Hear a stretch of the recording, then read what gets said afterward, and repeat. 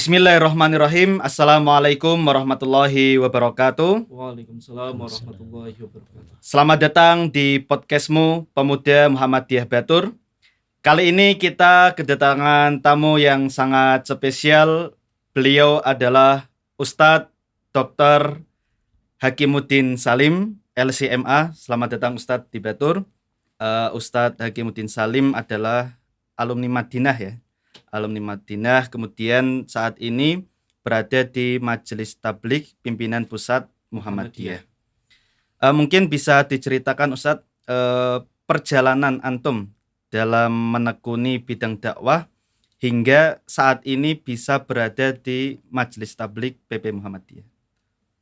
Baik. Bismillahirrahmanirrahim. Assalamualaikum warahmatullahi wabarakatuh. Waalaikumsalam warahmatullahi wabarakatuh. Alhamdulillah wassalatu wassalamu ala Rasulillah wa ala alihi wa ashabihi wa mawala. Amma ba'd,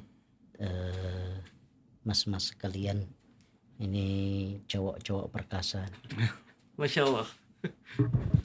kokam perkasa, Masya Allah.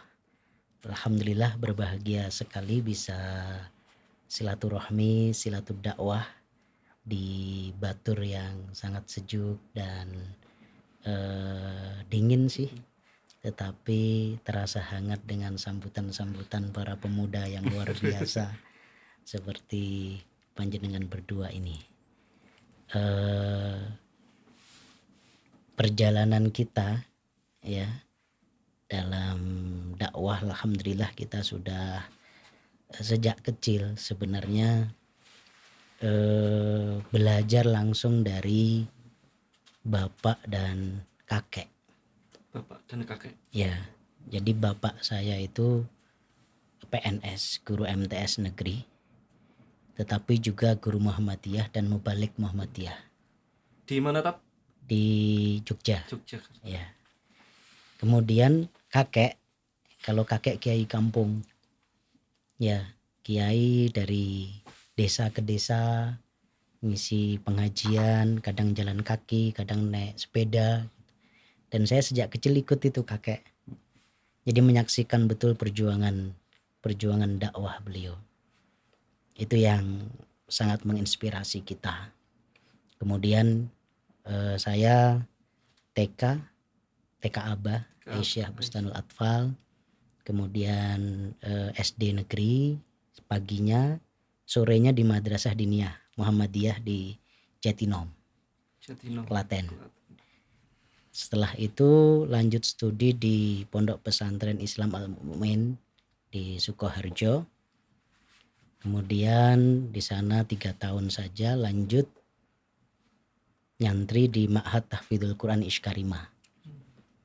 Dari Ishkarimah alhamdulillah kita mendapatkan beasiswa untuk lanjut studi di Universitas Islam Madinah S1.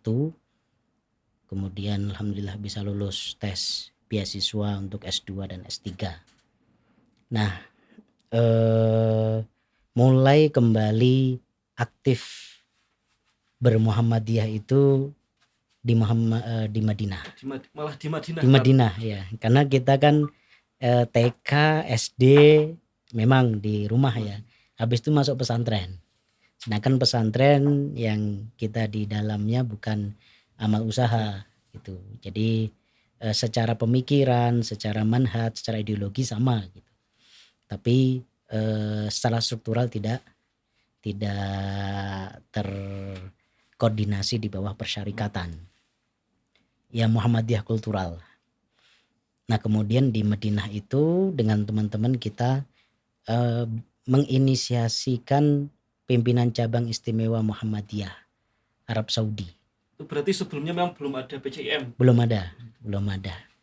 Dan alhamdulillah bisa berdiri, dan ketika itu saya diminta untuk menjadi ketua PCIM yang pertama, dilantik langsung oleh Ketua Umum Prof. Haidar Nasir. Sudah, ketika itu Pak Haidar berarti. Ya, sampun Pak Haidar. Nah alhamdulillah setelah itu PCIM alhamdulillah sekarang berkembang. Kemudian kami juga diminta untuk menjadi pengurus LBH, Lembaga Bimbingan Haji, LBHU, Lembaga Bimbingan Haji dan Umroh PP Muhammadiyah. Karena ketika itu ketua PCIM ex officio sekaligus anggota LPHU, ya, Lembaga Pembinaan Haji dan Umroh PP Muhammadiyah. Kemudian pulang dari Madinah, kita mendapatkan amanah untuk ngajar di UMS, Universitas Terus Muhammadiyah Surakarta. Itu tahun berapa Tat mulai mengajar? Itu di 2020. Dan mulai tahun ini kita mendapatkan amanah untuk menjadi mudir Ma'had Abu Bakar As-Siddiq UMS. Kemudian juga mendapatkan amanah di Majelis Tablik, khususnya Ketua Bidang Pembinaan Keluarga Remaja dan Jamaah Majelis Tablik PP Muhammadiyah.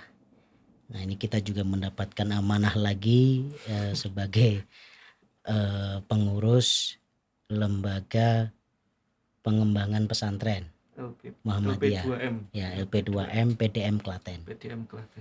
Ya, alhamdulillah saat ini berbahagia dan bersemangat bermuhammadiyah, dan mudah-mudahan bermanfaat. Banyak amanah Tat, kalau bisa digambarkan bintangnya banyak sekali. Dan Ustadz Hakimuddin Salim tadi sudah disampaikan begitu banyak pengalaman beliau, juga dakwah beliau yang sudah dilakukan di Muhammadiyah. Kemudian yang mungkin ini juga bisa menjadi pesan untuk generasi muda, kenapa kita harus mantap bermuhammadiyah, karena mungkin banyak sekali sekarang yang merasa sudah tidak butuh organisasi, barangkali tidak ingin membawa bendera dan lain sebagainya. Dan apa yang membuat Ustadz Hakimuddin Salim itu mantap menggunakan persyarikatan Muhammadiyah di dalam pergerakan dakwah? Ya, kalau saya lihat, saya merasakan betul ya ketulusan dan keikhlasan muassis dari persyarikatan ini, Kiai Haji Ahmad Dahlan. Kalau Imam Malik pernah mengatakan, maka nalillahi ya baqa, apa-apa yang ikhlas karena Allah, diniatkan karena Allah, insya Allah akan langgeng, lestari, kekal. Bayangkan Muhammadiyah sudah seabad lebih berkembang seperti ini gitu ya, luar biasa. Sekarang menyebar ke seluruh penjuru dunia. Kemarin saya waktu safari dakwah ke Jepang itu juga ketemu dengan teman-teman PCIM di sana gitu. Luar biasa, itu sulit rasanya kalau tidak berlandas pada keikhlasan. Dan Kiai Ahmad Dahlan ketika itu nggak akan membayangkan mungkin akan sedahsyat ini apa yang beliau rintis gitu. Jadi dari sisi visi, dari sisi tujuan, dari sisi manhaj, kita merasakan kecocokan. Dan sebenarnya kalau saya ketika itu berinisiasi mendirikan PCM itu setidaknya sebagai bentuk bir saya kepada persyarikatan, karena bagaimanapun kita merasakan pendidikan dari persyarikatan. Tadi TK Aisyah, Bustanul Atfal itu sekolah pertama kali yang saya nikmati gitu ya. Kemudian Madrasah Diniyah Muhammadiyah itu luar biasa. Setidaknya cuma itu aja, tapi alhamdulillah dari waktu ke waktu kita merasa enjoy, kita gembira dengan dakwah di Muhammadiyah. Dan tentu ini penting ya untuk kita ingatkan tentang kepada generasi muda yang sekarang relatif kita dapatkan anak-anak Gen Z ini agak malas berorganisasi. Penting. Pertama, al-insanu ibnu bi'atih, kata Ibnu Khaldun. Manusia itu adalah anak dari lingkungannya. Kalau kita punya circle yang baik, insya Allah kita akan menjadi baik. Bahkan kalau hadis Rasulullah lebih tajam lagi, almar'u ala dini khalilih. Orang itu tergantung teman dari agama seseorang itu tergantung agama temannya. Kalau circle-nya adalah anak-anak IPM, ya, IMM, gitu ya, aktif di Kokam, pengajian dari tempat satu ke tempat yang lain, insya Allah itu akan membentuk keberagamaan kita. Jadi butuh, apalagi di era seperti sekarang ini kan banyak jebakan, banyak godaan gitu. Kalau Rasulullah dulu pernah mengingatkan ya'kulud dhi'bu al-ghanam al-qasyah. Serigala itu akan memangsa kambing yang sendirian. Ya. Kalau di rumah doang, mager, nggak punya teman, nggak punya circle yang baik, itu hati-hati tuh. Akan banyak serigala-serigala yang siap untuk menerkam dia gitu. Ya. Maka Rasulullah juga ingatkan alaikum bil jamaah. Fa inna syaitan ma'al wahid wa huwa ma'al itsnain ab'ad. Hendaknya kalian berjamaah, berkumpul dengan circle-circle yang baik, dengan teman-teman yang tidak toksik secara keimanan gitu ya, gitu. Karena setan itu bersama orang yang sendirian. Kalau sendirian di rumah, di kamar itu kan mikirnya macam-macam tuh. Ya, terjebak untuk melakukan berbagai dosa-dosa, apalagi dosa mata dan lain sebagainya gitu ya. Belum lagi kalau ditarget sama bandar narkoba. Kalau teman-temannya kokam kan nggak berani tuh. Nah, itu penting sekali. Kemudian di sisi lain, era sekarang itu era networking. Era jaringan. Dengan kita aktif bermuhammadiyah, aktif dengan berbagai ortom yang ada, ya insya Allah manfaatnya besar. Kita akan mendapatkan pengalaman, kita akan mendapatkan teman-teman, kita akan mendapatkan jaringan, manfaatnya banyak. Ya, untuk bisnis kita, untuk dakwah kita, ya. Itu dengan bermuhammadiyah, dengan berorganisasi akan semakin luas. Ya. Karena sekali lagi sekarang eranya networking, eranya kolaborasi. Kalau kita nggak punya teman, kalau kita mager aja di rumah ya begitu saja hidup kita gitu. Dan kalau saya lebih simpel lagi, kalau saya semakin kita punya banyak teman, semakin kita punya banyak circle yang baik, saya berpikir nanti kalau saya mati, saya berharap yang nyolatin saya lebih banyak, yang doain saya lebih banyak. Maka mohon maaf, saya tidak hanya aktif di Muhammadiyah, kita aktif juga di Majelis Ulama Indonesia, saya komisi fatwa di Klaten, saya pembina juga di IBHI, Ikatan Persaudaraan Haji Indonesia. Kemudian di Formakin, Forum Ahad Quran Indonesia, kita juga pembina. Kemudian di DSKS Surakarta kita di Dewan Syuro. Untuk di internasional saya juga anggota Ikatan Ulama dan Dai Asia Tenggara. Ya, kita juga sebagai anggota Lembaga Internasional Ansor Nabi. Ya, itu semua dalam rangka untuk membentengi diri kita dari godaan setan tadi. Kemudian meningkatkan kompetensi kita, kafaah kita, dan spektrum kebaikan kita agar lebih luas. Dan satu lagi, kalau saya mati, berharap lebih banyak yang mendoakan dan menyolatkan. Baik Ustadz, mungkin ada momen yang paling berkesan dalam antum berdakwah, baik itu dari tantangan maupun keberhasilannya. Ya, saya jujur merasa enjoy banget dan menikmati sekali ketika terjun dakwah di grassroots. Ya, seperti sekarang ini keliling-keliling kemana ke akar rumput gitu ya, daripada pertemuan-pertemuan rapat-rapat di gedung di pusat dan lain sebagainya. Saya lebih senang sebenarnya terjun ke masyarakat gitu ya, baik di pelosok ya, di luar Jawa atau kadang di luar negeri, sehingga kita merasakan betul. Dan saya justru bukan dalam kondisi memberi manfaat sebenarnya. Allah alam kalau antum merasakan mendapatkan manfaat, tapi saya sendiri banyak mendapatkan manfaat. Ya, bayangkan bapak-bapak PRM, pimpinan ranting Muhammadiyah yang sudah sepuh-sepuh, mereka Masya Allah semangat ya, bermuhammadiyah, memakmurkan masjid ya, mendirikan sekolah dengan penuh keikhlasan dan lain sebagainya, dengan segala keterbatasan gitu ya, di pelosok-pelosok gitu ya. Dan Kalau kita ustadz-ustadz itu kan kadang ada bisyarah ya. Ada bisyarah, ada amplop dan lain sebagainya. Saya berpikir ya Allah, ini mereka bela-belain gitu. Kita ngasih amplop kita sampai kita itu malu nerima itu malu gitu. Ya kemudian seringkali ya udah ini buat saya terima gitu. Kalau kita tolak kan menyakiti hati ya. Saya terima tetapi saya kembalikan, saya infakkan ke Lajismu di sini untuk bisa bantu bangun sekolah ini atau masjid ini atau lembaga ini dan lain sebagainya. Tapi spirit yang luar biasa itu kita seperti kena cas gitu ya. Kita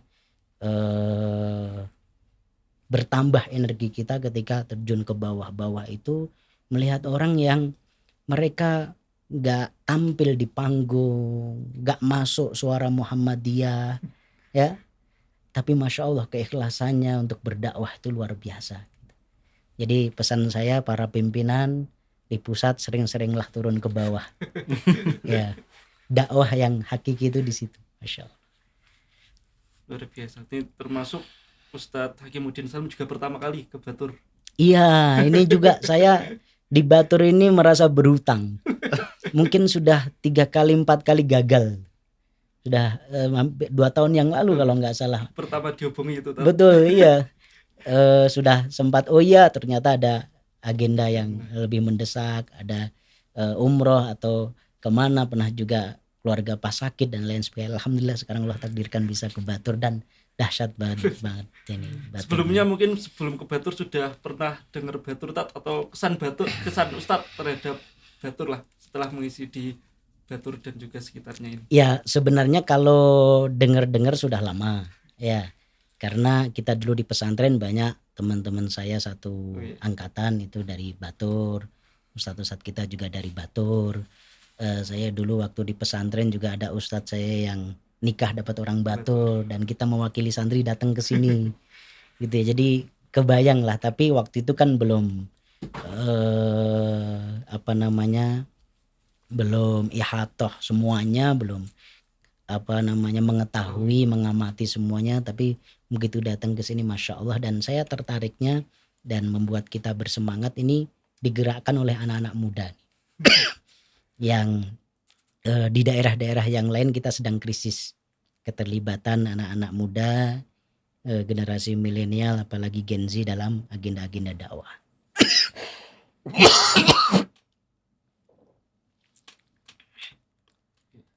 Iya. Baik Ustadz, mungkin bagaimana antum melihat bagaimana pentingnya integrasi antara ilmu agama dan ilmu modern dalam berdakwah? Ya, sekarang kalau kita melihat secara mendasar, fundamental, dalam Islam itu sebenarnya tidak boleh ada dikotomi. Semuanya adalah al-ulum an-nafi'ah, ilmu yang bermanfaat. Semuanya adalah ilmu Allah Subhanahu wa taala. Dan kalau kita lihat sejarah peradaban Islam, ulama-ulama kita dulu itu multi talenta dan multidisiplin.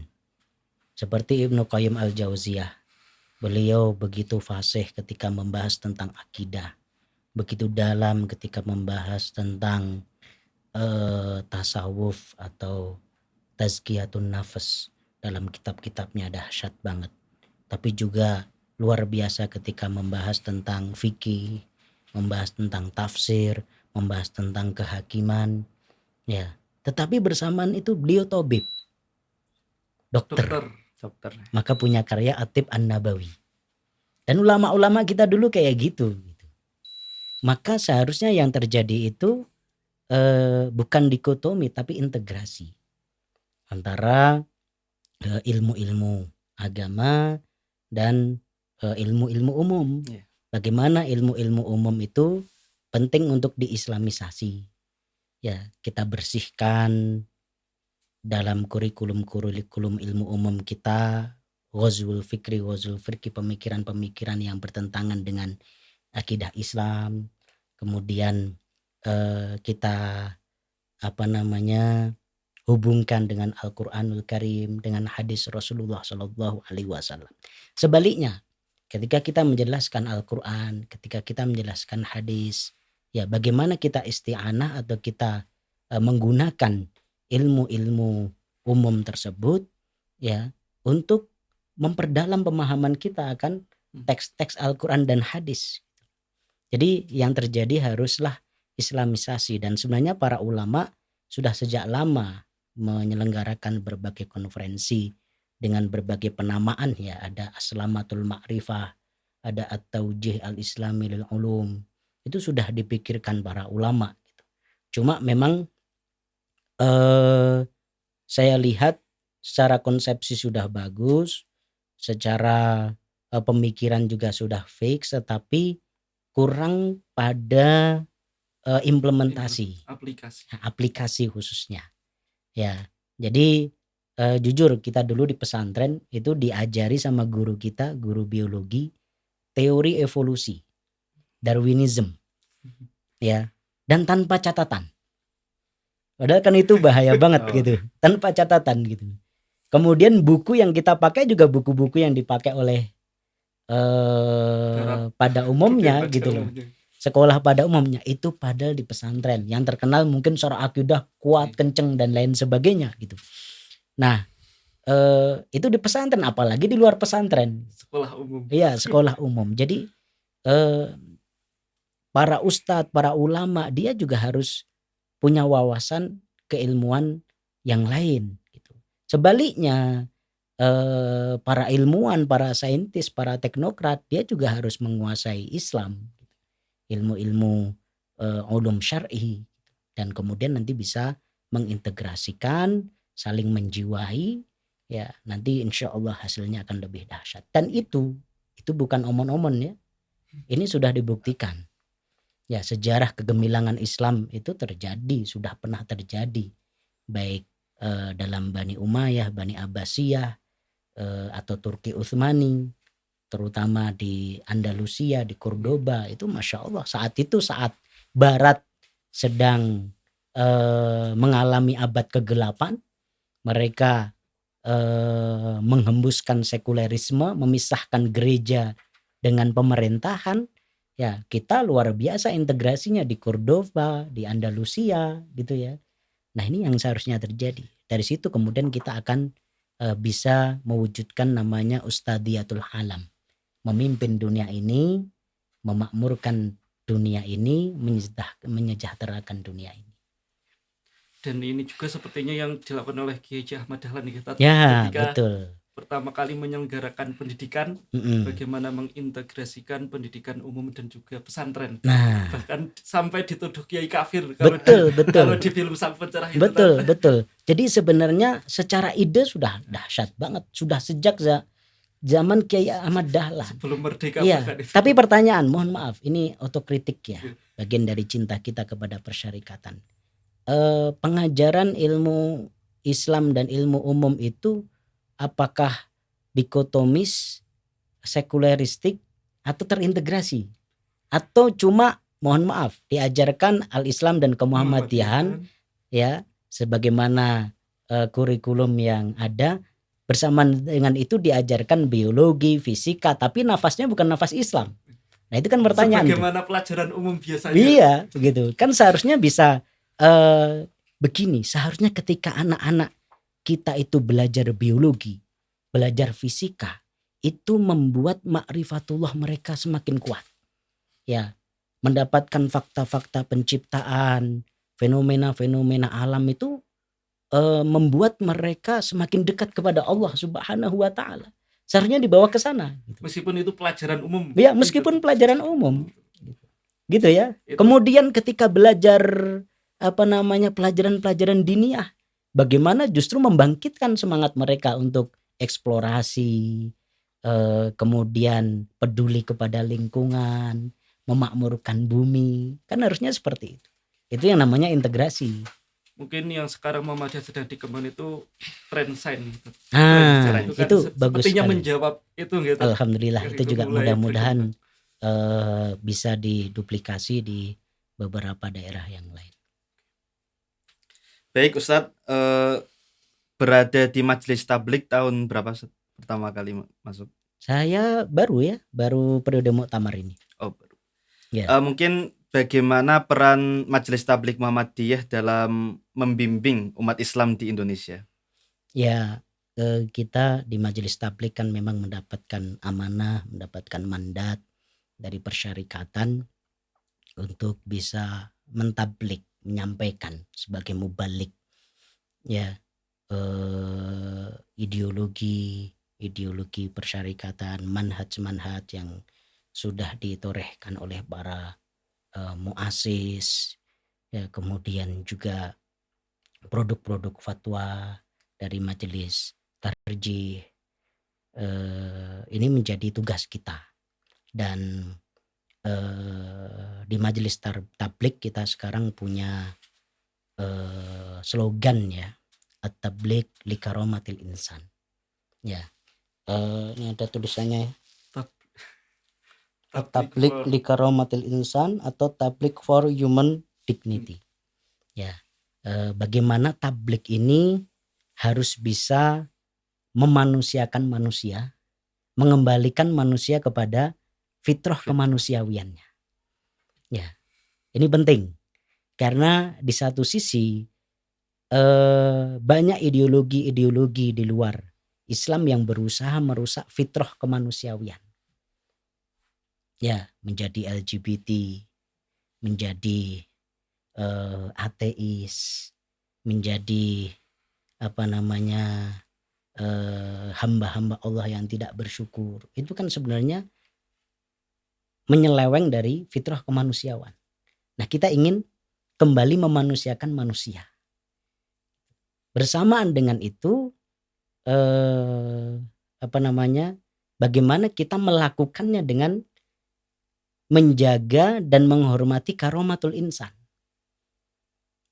Maka dakwah kita harus dakwah yang santun, dakwah yang penuh dengan hikmah, mau'idhah hasanah ya, wajadilhum billati hiya ahsan. Bahkan ketika terpaksa harus debat, diskusi dengan orang-orang yang berlawanan dengan kita, itu juga kita lakukan dengan cara yang baik ya. Dakwah Rasulullah sebenarnya, dakwah Muhammadiyah ya, itu yang harus kita lakukan. Maka juga dakwah kita tidak boleh terjebak pada takfir, mudah mengkafirkan atau mudah membid'ahkan dan lain sebagainya. Bagaimana kita berusaha merangkul, tidak memukul, gitu. Kalau maksud dari konsep Islam berkemajuan bagaimana Ustaz yang ada di Muhammadiyah? Ya sebenarnya begini, risalah Islam berkemajuan ini adalah upaya bagaimana membawa umat untuk takodum, untuk maju ke depan ya. Ini tentu tidak bermaksud menjadi satu sempalan dalam Islam ya. Ada Islam berkemajuan, ada Islam berkemunduran, atau Islam tradisional dan lain sebagainya. Tidak bermaksud itu, tetapi bagaimana kita ingin menonjolkan semangat kemajuan yang ada dalam Islam. Karena pada hakikatnya Islam itu sendiri, agama Islam itu sendiri, syariatnya itu sudah dari sononya berkemajuan. Artinya kalau kita melaksanakan secara konsisten, secara total 100%, insya Allah kita menjadi masyarakat yang berkemajuan ya. Bagaimana kita bisa mengangkat tema-tema, narasi-narasi yang bisa membawa umat ini tidak terjebak pada pro kontra yang tidak produktif ya, kemudian berkutat dalam masalah-masalah fikih klasik ya. Tapi bagaimana kita harus bisa merespon perkembangan zaman, kebutuhan yang ada di masyarakat, realita sosial yang ada, kerusakan lingkungan, kemudian permasalahan politik dan hukum yang sekarang ini kita rasakan carut marut gitu ya. Di mana kita? Posisi kita di mana? Nah, kita harus bisa menjawab. Berkemajuan itu seperti itu. Bahkan seharusnya kita bisa menjadi seperti Kiai Haji Ahmad Dahlan, mendahului, ya, berpikir visioner. Saat orang-orang lain masih berkutat dengan dunianya hari ini. Tapi kita sudah berpikir nanti ke depan seperti apa, kita membuat proyeksi-proyeksi, ya, perkembangan sekarang seperti ini, di era disrupsi seperti ini, nanti respon dakwah kita seperti apa. Seharusnya seperti itu. Kemudian Tat, sebelum mungkin penutup nih, mungkin ada pesan ataupun nasihat dari Ustadz Hakimuddin Salim untuk warga Muhammadiyah pada umumnya dan juga pemuda khususnya menghadapi berbagai tantangan zaman seperti saat ini dengan berbagai problematikanya. Ya, ini pesan dari Allah Subhanahu wa Ta'ala dalam ayat yang sering disebut sebagai ayat Muhammadiyah. Tapi itu yang nyebut kita saja karena sering dibacakan di berbagai agenda Muhammadiyah. Tapi penting sekali. A'udzubillahi minasyaitonir rajim. Wal takum minkum ummatu yad'una ilal khairi wa ya'muruna bil ma'rufi wa yanhauna 'anil munkar wa ulaika humul muflihun. Hendaknya ada sebagian kelompok, sebagian manusia yang menyeru kepada kebaikan dan mencegah dari kemungkaran. Ya, ini adalah tugas Rabbani, tugas dari Allah Subhanahu wa Ta'ala. Dan kita semuanya insya Allah akan menjadi khairu ummah. Sebagaimana yang Allah tegaskan, kuntum khairu ummah, umat yang terbaik, umat yang paling maju, umat yang berkemajuan kalau bahasa kita, itu ketika kita bisa mewujudkan kriteria khairu ummah itu apa? Ya, ta'muruna bil ma'ruf wa tanhauna 'anil munkar wa tu'minuna billah. Dan hari ini umat Islam, bangsa Indonesia yang kita cintai, bahkan dunia butuh orang-orang yang terus mendakwahkan nilai-nilai rahmah lil alamin, nilai-nilai Islam, mendakwahkan amar ma'ruf nahi mungkar. Dan ini bukti cinta kita kepada bangsa ini, bukti cinta kita kepada seluruh manusia. Maka ketika kita menjalankan ini semua, sebenarnya ini bukan hanya tuntutan sejarah, tetapi ini adalah bukti cinta kita, sekaligus kita bahasa Solonya itu melu payu gitu. Melu payu agar kita kecipratan berkah amar ma'ruf nahi mungkar, mendapatkan pahala li ayyahdiyallahu bika rajulan wahidan khairul laka min humurin na'am, atau min humurin ni'am. Jika ada satu orang saja mendapatkan hidayah, jika ada satu anak bangsa saja yang tercerahkan, jika ada satu saja dari masyarakat kita yang kemudian mengalami taqaddum atau menjadi berkemajuan disebabkan oleh dakwah kita, itu lebih baik bagi kita daripada onta merah. Ya, dan ketika kemudian mereka mengikuti apa yang kita sampaikan dari kebaikan-kebaikan itu, ya kita akan mendapatkan pahala seperti mereka yang melakukan itu. Jadi menjadi pahala jariah yang terus-menerus mengalir. Untuk itu maka seharusnya kita bergembira dalam dakwah. Menjalani ini semua bermuhammadiyah itu dengan penuh kebahagiaan. Bahagia bukan karena gak serius, ya. Bahagia bukan karena cuma sekedar ingin berhibur saja di organisasi ini, ya. Tetapi memang berbahagia karena kita meyakini fadilah yang besar dan umat butuh, ya. Amar ma'ruf nahi mungkar ini harus kita tegakkan di level yang paling kecil, di keluarga kita, di masyarakat kita, dan dalam skup berbangsa dan bernegara kita, bahkan dalam pergaulan internasional. Barakallahu fikum. Baik, terima kasih Ustadz Hakimuddin Salim telah menyempatkan waktunya untuk sharing, memberikan motivasi kepada teman-teman semuanya. Dan insya Allah ini bukan yang terakhir kali ya Ustadz. Amin, amin. Ya, insya Allah kembali lagi ke Batur. ya. Amin, Masya Allah. Baik teman-teman semuanya, kita akhiri pada kesempatan kali ini.